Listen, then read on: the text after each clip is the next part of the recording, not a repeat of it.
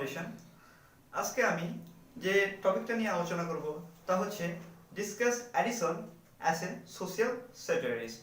আমি আবার বলছি, discuss Addison as a social স্যাটিরিস্ট।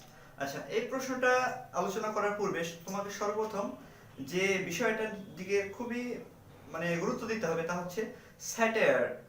এটার ডেফিনেশন, হোয়াট ইজ স্যাটায়ার। যেহেতু এটা তুমি তাকে অ্যাডিসনকে স্যাটারিস্ট হিসেবে প্রমাণ করছো, সুতরাং তোমাকে এই স্যাটায়ারের ডেফিনেশনটা দিতে হবে। তো চলো স্যাটায়ারটা কি এটা জেনে নেওয়া যাক।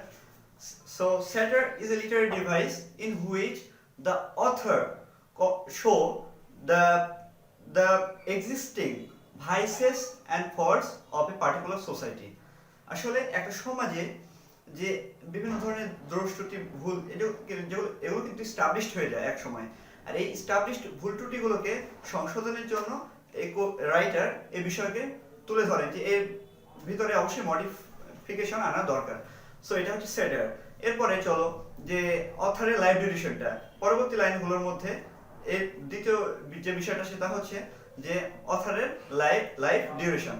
সো জোসেফ অ্যাডিসন তার লাইফ ডিউরেশনটা হচ্ছে 1672 থেকে 1719। আমি আবার বলছি 1672 থেকে 1719। এরপরে যে বাদবাকি যে ইন্ট্রোডাক্টরি লাইনগুলো দিবে সেটা তুমি তোমার ক্রিয়েটিভিটি দেখাও, যেটা আমরা বারবার বলেই থাকি যে শো ইওর ক্রিয়েটিভিটি, কারণ ক্রিয়েটিভিটি মাস্ট গ্রেট প্রায়োরিটি। অর্থাৎ এই সৃষ্টিশীলতা সবসময় একটা অগ্রাধিকার পেয়ে থাকে, আর সেটা তুমি অবশ্যই তোমার খাতাতে পাবে যদি তুমি ক্রিয়েটিভিটি দেখাও বাকি ইন্ট্রোডাক্টরি লাইনগুলোতে, আর এটা অবশ্যই স্যাটায়ার রিলেটেড হতে হবে। এরপরে চলো যে মেইন পয়েন্টগুলো নিয়ে এবার আলোচনা করবো, সেই পয়েন্টগুলো অবশ্যই তোমাকে এক্সট্রা আউটপুট দেবে, খুবই গুরুত্বপূর্ণ পয়েন্টগুলো। সো অ্যাডিসনের মোট তিনটা এসে নিয়ে আলোচনা করব। সর্বপ্রথম যে এসে রয়েছে সেটা হচ্ছে the spectator account of himself. The spectator account of himself, এখানে যে মেইন চারটা স্যাটারিক্যাল যে পয়েন্ট রয়েছে, গুরুত্বপূর্ণ চারটা পয়েন্ট, সেই চারটা পয়েন্টে সর্বপ্রথম যে বিষয়টি সেটা হচ্ছে choice of profession. Satire on choice of profession, এটা হচ্ছে নাম্বার 1। আচ্ছা, চয়েস অফ প্রফেশন বলতে কি বুঝি? আসলে এখানে অ্যাডিসন একটু স্লাইট ডিসকাশন করেছেন হালকা, যে আসলে যে আমরা কি করি, দেখা যাচ্ছে আমাদের জীবনে যে প্রফেশনটা চয়েস করি সেটা দেখা যাচ্ছে আমাদের জন্য উপযুক্ত না, বা ওই প্রফেশনের উপযুক্ত আমরা না। আসলে আমাদের সেই প্রফেশনটাই চয়েস করা উচিত যেটা আমার যোগ্য, বা আমি যে প্রফেশনের যোগ্য। অর্থাৎ সাপোজ উদাহরণ হিসেবে যদি একটা বলি, যে মনে করো যে তুমি বিসিএস পরীক্ষা দিবে। সো তুমি দেখা যাচ্ছে যে শিক্ষা ক্যাডারে উপযুক্ত, অর্থাৎ তুমি ভালো বোঝাতে পারো, বা এই ক্যাডারটা দেখা যাচ্ছে তোমার জন্য উপযোগী, কিন্তু তুমি দেখা যাচ্ছে ফার্স্ট চয়েস কি দিলে অ্যাডমিন ক্যাডার, কিন্তু ওইটা তুমি কিন্তু অতটা বিষয়টা হ্যান্ডেলও করতে পারবে না, বা দেখা যাচ্ছে ওইটা তোমার উপযুক্ত নয়। আসলে এই ক্ষেত্রে এই জন্য বিষয়টা অ্যাডিসন উল্লেখ করেছেন যে জীবনে চয়েস অফ প্রফেশনটা অত্যন্ত গুরুত্বপূর্ণ। অর্থাৎ তুমি যেটা যোগ্য বা যে প্রফেশন তোমার যোগ্য সেই প্রফেশনটাই তুমি চুজ করো, best choice the best option. এরপরে নাম্বার 2 যে বিষয়টা তা হচ্ছে individual freedom, centre on individual freedom. আসলে ইন্ডিভিজুয়াল ফ্রিডম বলতে কি বুঝি? যে ব্যক্তি স্বাধীনতা।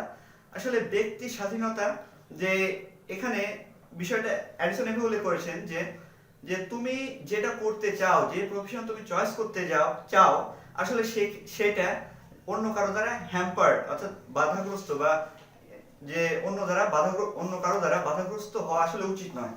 অ্যাডিসন তিনি যখন জন্মগ্রহণ করেননি, তার পূর্বে তার মা স্পেক্টেটর অ্যাকাউন্ট অফ হিমসেলফ এই এসেটাতে এই রেফারেন্সটা আছে যে তার মা স্বপ্ন দেখতো যে অ্যাডিসন একজন জাজ হবেন। আসলে এটা জাস্ট রিডিকুলাস, হাস্যকর বিষয়, কারণ তার জন্মই হয়নি, সে আলাদা একটা মানুষ, তার মা একজন আলাদা মানুষ, অ্যাডিসন একজন আরেক আলাদা মানুষ, কিন্তু তিনি কি করছেন যে স্বপ্ন দেখছেন যে তার ছেলে একটা জাজ হবে। আসলে এটা একজনের ইচ্ছা আরেকজনের উপর চাপায় দেওয়া, আসলে এটা ঠিক নয়। অর্থাৎ প্রত্যেককে ইন্ডিভিজুয়াল ফ্রিডম, এই স্বাধীনতা, ব্যক্তিগত স্বাধীনতা তার আসলে এটা দেওয়া উচিত, কারণ প্রত্যেকটা মানুষ আলাদা, মানুষের ক্রিয়েটিভিটি আলাদা, একজন এক এক বিষয়ে ক্রিয়েটিভ। সো তাকে সেই অপশনটা চুজ করতে দাও যে অপশনটা তার উপযুক্ত বা যেটা তার ভালো লাগে, অর্থাৎ সেই ক্ষেত্রে ইন্ডিভিজুয়াল ফ্রিডমটা দেওয়া উচিত। এরপরে নাম্বার 3 যে পয়েন্ট রয়েছে তা হচ্ছে যে attitude of women, satire on attitude of women. অর্থাৎ মহিলাদের যে অ্যাটিটিউডটা, মহিলাদের যে দৃষ্টিভঙ্গি, এটা আসলে কনজারভেটিভ সেই সময় ছিল। আর যেহেতু এডিসন সেই ওই সময়ে যেহেতু এটা তিনি লিখেছেন, আসলে মেয়েদেররা কি করতো যে ট্রিভিয়াল অর্থাৎ ছোটখাটো খুঁটিনাটি বিষয়ে জড়িয়ে পড়তো। আসলে তারা দেখা যাচ্ছে সেলফ ডেকোরেশন অর্থাৎ যে নিজের সাজসজ্জা এগুলো করার জন্য তারা ব্যস্ত থাকতো। আবার খুঁটিনাটি বিষয়গুলোর মধ্যে তারা সীমাবদ্ধ থাকতো, অর্থাৎ দে আর কনফাইন্ড টু দেয়ার হোম, অর্থাৎ তারা তাদের তাদের বাড়ির মধ্যেই তারা সীমাবদ্ধ থাকতো। আসলে এডিসন এখানে এই মেসেজটা দিয়েছেন যে মহিলাদেরও উচিত বাড়ির বাইরে আসা এবং কর্মক্ষেত্রে নিজেদেরকে নিয়োজিত করা, কারণ তারাও কি যে একটা দেশের নাগরিক, সুতরাং তাদেরও এই ছোটখাটো বিষয় থেকে বার হয়ে বড় পরবর্তীতে বড় বড় বড় বিষয়গুলোতে গুরুত্বপূর্ণ অবদান তারা রাখতে পারে। সুতরাং তাদেরকে এইগুলো বিষয়ে ইনগেজ অর্থাৎ নিজেদেরকে ইনগেজ করা, নিজেদেরকে নিয়োজিত করা, এই বিষয়টাই এডিসন এখানে মেসেজ দিয়েছেন। এরপরে নাম্বার 4 যে স্যাটিরিক্যাল পয়েন্ট এই এই এসেটাতে রয়েছে তা হচ্ছে যে satire on politics, satire on politics. আসলে সেই সময় এডিসনের ওই সময় দুইটা পলিটিক্যাল পার্টি প্রধানত ছিল, একটা ছিল হলো হুইগস, একটা হচ্ছে টরিস, একটা হুইগস আর একটা টরিস। এই দুইটা পলিটিক্যাল পার্টিসের মধ্যে অল টাইম ভায়োলেন্স লেগেই থাকতো, তারা মারামারি সংঘাতের মধ্যে জড়িয়ে থাকতো অল টাইম। আসলে এডিসন এই বিষয়টা থেকে যে সম্পূর্ণরূপে তিনি নিউট্রাল থাকতে চেয়েছিলেন, তিনি চেয়েছিলেন যে আমি কোনো দলে থাকবো না, কিন্তু তিনি থাকতে পারেননি, কারণ পরবর্তীতে তাকে একটা পলিটিক্যাল পার্টিতে যোগ দিতে হয়, টরিসে। আর এর ফলে দেখা যাচ্ছে তার মানে পলিটিক্যাল আইডেন্টিটি যে সে যে একজন টরিস, এই আইডেন্টিটি তার তৈরি হয়ে যায়। আসলে এডিসন এখানে বলেছেন যে আসলে দরকার নেই, মানুষ সামাজিক জীব, মানুষ মানুষই, তার যে পলিটিক্যাল আইডেন্টিটি এটা আসলেই দরকার নেই। আর এটা বর্তমানে সকল সমাজে এটা প্রচলিত, সেটা তোমরা বুঝতে পারছো বিষয়টা। আসলে এই বিষয়টার উপরেই যে পলিটিক্যাল আইডেন্টিটি আসলে মানুষের দরকার নাই, আর এই জন্য তিনি পলিটিক্সের উপরে স্যাটায়ার করেছেন। এরপরে দ্বিতীয় নম্বর যে এসেটা সেটা হচ্ছে sir Roger at church, sir Roger at church. এই এসের উপরে মোট চারটা স্যাটারিক্যাল পয়েন্ট রয়েছে। সো সর্বপ্রথম যে বিষয়টা আসে তা হচ্ছে number 1 satire on religion, satire on religion. আচ্ছা, ধর্মের প্রতি, ধর্মের যে উপরে যে স্যাটায়ার করেছেন, আসলে ধর্মটা কি? ধর্মটা মানুষের আসলে সেই সময় মানুষ নিজের মতো করে নিয়েছিল। আসলে সারা সপ্তাহ তারা কি করতো যে ঘোরাফেরা করতো, বিভিন্ন খারাপ কাজ, সকল ধরনের কাজে নিয়োজিত থাকতো, আর একমাত্র হলি সানডে অর্থাৎ সে রবিবারে আসতো, এসে চার্চে এসে প্রেয়ার শুনতো, আর এতেই মনে করতো যে আমাদের ধর্ম পালন হয়ে যাচ্ছে। আসলে এই বিষয়টা কি তাই? আসলে এই বিষয়টা তেমন এতটাও সহজ নয়, ধর্মটা আসলে এতটাও সহজ নয়। গডের প্রতি যে নিজেদের নিয়োজিত থাকা, এই বিষয়টা আসলে তখনই উপলব্ধি করা যাবে যখন নিজের হৃদয়টা কি থাকবে, সন্তুষ্ট থাকবে, অর্থাৎ শান্তি, হৃদয়ের যে প্রশান্তি এটা থাকবে। আসলে সারা সপ্তাহ খারাপ কাজ করে এসে একটা দিন যে চার্চে থাকা বা এই প্রেয়ার শোনা, এটা অ্যাপ নয়। আর এই বিষয়টাই এডিসন এখানে উল্লেখ করেছেন, যার জন্য এই স্যাটায়ার অন রিলিজিয়ন এই পয়েন্টটা এসেছে। এরপরে number 2 satire of satire of church hypocrisy, অর্থাৎ যে চার্চের যে হিপোক্রেসিটা ছিল, চার্চ ম্যানরা, কার্ডিনালরা বা মনকরা, তারা কি করত, দেখা যাচ্ছে তারা যা বলতো সেটাই অরিজিনাল বাইবেল হয়ে গেছিল। দেখা যাচ্ছে বাইবেলের যে ভাষাটা এটা আসলে বিকৃত হয়ে যাচ্ছিল, যার জন্য বিভিন্ন সেই সময় যে ক্যাথলিক্স, পিউরিটানস, প্রোটেস্ট্যান্টস, বিভিন্ন ব্রাঞ্চ ধর্মের যে খ্রিস্টান ধর্মের মধ্যে যে ব্রাঞ্চগুলো ছিল, এগুলো আসলে বিভিন্ন ব্রাঞ্চে ভাগ হয়ে যাচ্ছিল। আর এই বিষয়টাই উল্লেখ করার জন্য এডিসন বলেছেন, এই পয়েন্টটা উল্লেখ করেছেন এই স্যার রজার অ্যাট চার্চে, যে হিপোক্রেসি অফ চার্চ। আসলে চার্চ বলতে যেটা যে একটা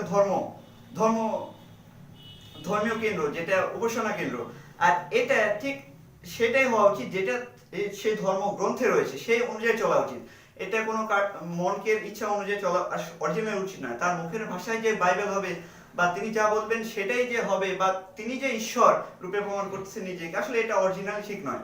আর এই বিষয়টাই এডিসন স্যাটায়ার করেছেন।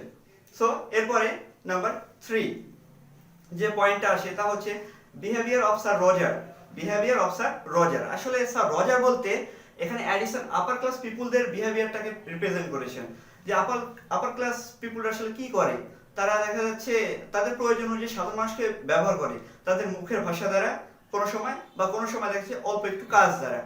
বর্তমানে তুমি এটা সকল সমাজে দেখতে পাবে যে পলিটিক্যাল লিডাররা কি করে, যে সব সময় দেখা যাচ্ছে তারা মানুষকে ইমপ্রেস করার চেষ্টা করে নানা রকম প্রতিশ্রুতি দিয়ে, কিন্তু পরবর্তীতে কি তারা তা রাখে? অরিজিনালি রাখে না। আর তারা চায় সবসময় সাধারণ মানুষকে ডমিনেট করতে। আর এটাই স্যার রজার তার এই ভালো বিহেভিয়ারের মাধ্যমে করেছিলেন এই সেই নন মেট্রোপলিটন এলাকাতে। আর এই জন্যই এই স্যার রজারের বিহেভিয়ারের উপরে অ্যাডিসন এখানে স্যাটার করেছেন। এরপরে number 4, vices of Sir Roger. Vices of Sir Roger, Sir রজারের যে দোষগুলো ছিল সেগুলো নিয়ে অ্যাডিসন বলেছেন যে স্যার রজার কি কি দোষগুলো ছিল, অর্থাৎ আপার ক্লাস পিপুলের কি কি দোষগুলো থাকে। এখানে যদি তুমি চার্চের বিষয়টা একটু যদি খেয়াল করো তাহলে বুঝতে পারবে যে স্যার রজার কি করতো, যে যখন চার্চে প্রেয়ার হতো সে সময় কি করা হতো, যে কারো কোনো কথা বলা, এমনকি শব্দ করাও যাবে না, কোনো সাউন্ড করা যাবে না। আবার দেখা যাচ্ছে কেউ কোনো ঘুমাতেও পারবে না প্রেয়ারের সময়। আবার আমিন বলার সময় একবার বললে হবে না, 2-3 বার জোরে জোরে লাউডলি বলা লাগবে। কিন্তু স্যার রজার কি করতো, সে নিজেই কিন্তু কথা বলতো চার্চের মধ্যে। আবার দেখা যাচ্ছে কেউ যদি কথা বলতো তাহলে তার কাউকে পাঠাতো তাকে থামানোর জন্য। আবার প্রেয়ারের মধ্যে হঠাৎ করে নিজেই হালকা ন্যাপ অর্থাৎ ঘুমিয়ে পড়তো। এই বিষয়টা যে এগুলো দোষ, আসলে স্যার রজারের যে দোষগুলো এটা হলো আপার ক্লাস পিপুলের দোষ, অর্থাৎ তারা নিজেরা অন্যদেরকে ব্যবহার করে, অন্যদেরকে ঠিক রাখে, কিন্তু তারা নিজেরাই ঠিক না, তারা নিজেরাই নেগেটিভ, কিন্তু অন্যদেরকে তারা পজিটিভ করতে চায়। এটা কেমনে পসিবল, এই বিষয়টা এই অ্যাডিসন এখানে উল্লেখ করেছেন। এরপরে এট লাস্ট যে এসএসটার উপর এখন আমি বলবো তা হচ্ছে death of Sir Roger. Death of Sir Roger, এখানে প্রধানত 2টা পয়েন্ট আমি উল্লেখ করব। এক হচ্ছে number 1, স্যাটার on morning. স্যাটার on morning after death. আসলে যে স্যাটার করেছেন যে মর্নিং এর উপরে, যে স্যার রজারের ডেথ হওয়ার পরে কি করলো, হুইগস পার্টির অপোজিট পার্টিটা তার কি করলো, যে এসে তাকে এমন এতটাই প্রেস করছে যে সে খুব ভালো মানুষ ছিল, তার মতো ভালো মানুষ হয়ই না, এরকম এতটাই প্রেস করছে তাকে ডেমিগড বানিয়ে দিচ্ছে। আসলে এটা অরিজিনালি ঠিক নয়, যে যখন সে বেঁচে ছিল তখন তাকে প্রপার ইভ্যালুয়েশন করা হয়নি, তাকে ভালোভাবে মূল্যায়ন করা হয়নি, কিন্তু মারা যাওয়ার পর যার এখন এই মূল্যায়নগুলো দরকার নেই তাকে মূল্যায়ন করতেছে, এটা ডিরেক্টলি রিডিকুলাস। আর এই বিষয়টাই এই অ্যাডিসন এটা এখানে উল্লেখ করেছেন যে আসলে কোথায় কি করা দরকার সেটা জায়গা, প্লেস, ইভেন্ট সবকিছু বুঝে এটা নির্ধারণ করা উচিত। এরপরে আরেকটা যে পয়েন্ট রয়েছে নাম্বার 2, সেটার on the imbalance wealth distribution. আসলে এই পয়েন্টে যে বিষয়টা রয়েছে সেটা হচ্ছে যে স্যার রজার একজন ওয়েলথি পারসন ছিলেন। আসলে প্রত্যেকটা ওয়েলথি পারসনের উচিত তার সমাজ, রাষ্ট্র, পরিবার তথা সমগ্র humanity, for all the humanity কিছু করা, মানুষের জন্য কিছু করা, এটা তার সোশ্যাল রেসপন্সিবিলিটি হিসেবে দাঁড়িয়ে যায়। কিন্তু স্যার রজার কি করেছিলেন, তার মৃত্যুর পরে তার সম্পদগুলো আসলে প্রপারলি মানে ইউটিলাইজ হয় নাই। তিনি কি করতে পারতেন, তার জীবন দশায় দেখা যাচ্ছে এমন ভাবে কিছু করে যেতে পারতেন, যেটা আমি একজনের উদাহরণ দিচ্ছি, আলফ্রেড নোবেল। তিনি কি করেছিলেন, তিনি ডিনামাইট আবিষ্কার করেছিলেন এবং ডিনামাইট বিজনেস থেকে তিনি প্রচুর অর্থ উপার্জন করেছিলেন, যার ফলে তিনি, যেহেতু তার ডিনামাইট আবিষ্কারটা ছিল একটা ক্রিয়েটিভ ওয়ার্ক, সুতরাং তিনি কি করেছিলেন, সমগ্র বিশ্বে যারা ক্রিয়েটিভ ওয়ার্ক করবে তাদের জন্য তিনি পুরস্কারের ব্যবস্থা করেছিলেন। এতে করে নতুন নতুন ক্রিয়েশন সৃষ্টি হচ্ছে, নতুন নতুন বিষয়গুলো সায়েন্স, আর্টস, ব্যাপক মানে সকল ক্ষেত্রে এই ইনভেনশনগুলো, ক্রিয়েটিভ ইনভেনশনগুলো প্রায়োরিটি পাচ্ছে এবং মানুষ এখানে আগ্রহী হচ্ছে, এখানে ইনভেস্ট করতে, সময় ইনভেস্ট করতে, জীবন ইনভেস্ট করতে বা তাদের সম্পদ ইনভেস্ট করতে এখানে তারা আগ্রহী হচ্ছে। অর্থাৎ do something for your society or for all the humanity. অর্থাৎ মানুষের জন্য সোশ্যাল রেসপন্সিবিলিটিটা থেকে যায়, মানুষের ফ্রম পার্সোনাল পার্সপেক্টিভ কিছু করা উচিত সমাজের জন্য, এটা তার সোশ্যাল রেসপন্সিবিলিটি। কিন্তু স্যার রজার আসলে এটা তেমন কিছুই করেননি। তাই সে ততক্ষণ করেছেন যখন তিনি বেঁচে ছিলেন। কি করেছেন, ওইটুকু বিষয়ের মধ্যে, যে একটা বৃত্তের মধ্যেই তিনি সীমাবদ্ধ ছিলেন। সমগ্র পৃথিবীতে যে ছড়িয়ে দেওয়া তার যে সম্পদগুলো রয়েছে তার যে প্রপার ইউটিলাইজ করা, মানুষের সেবায় সেটা নিয়োজিত করা, আসলে তিনি এটা করেননি, যে যার ফলে তার মৃত্যুর পরপরই সেই বিষয়গুলো বন্ধ হয়ে যায়, তার এই সম্পদগুলো টোটালি একবারে মানে ওয়েস্ট হয়ে, একরকম ওয়েস্ট হয়ে যায় বলা যায়। সো এই 10টা পয়েন্ট যে আমি বললাম 3টা এসে থেকে, সো আশা করি এই 10টা পয়েন্ট তোমার খুবই ভালো লাগবে। যদি তুমি এই 10টা পয়েন্ট খুব সুন্দর করে রেফারেন্স সহ যদি তুমি খাতা উল্লেখ করতে পারো, তো তাহলে অবশ্যই তুমি 10-এ